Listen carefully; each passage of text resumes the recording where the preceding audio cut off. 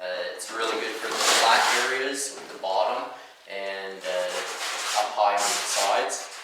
Not so good in the curves, okay? Same as at the stems, not so good. So do what you can with that, it saves a lot of time. Then what I do is, to get into tight areas like the stems, I use a Dremel tool and just quickly go after the glue and the epoxy.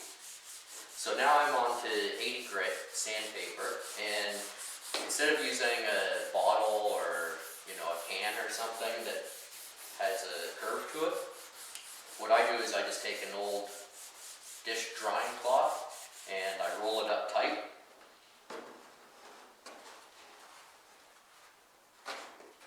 Put the sandpaper around it, and now I have a sanding tool that is soft enough that it's going to flex and give with the hull.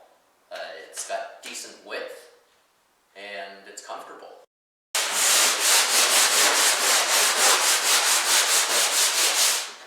Okay, so at this stage, using the hand sander, you want to be using 80 grit, alright?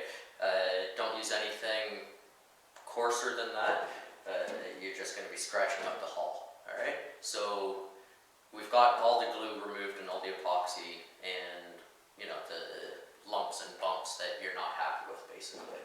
So now I'm hand sanding, and I want to get rid of any imperfection that I don't want to be there when I'm sitting in it, okay? So if it's bumpy or lumpy, I don't want it, because bumpy and lumpy is uncomfortable.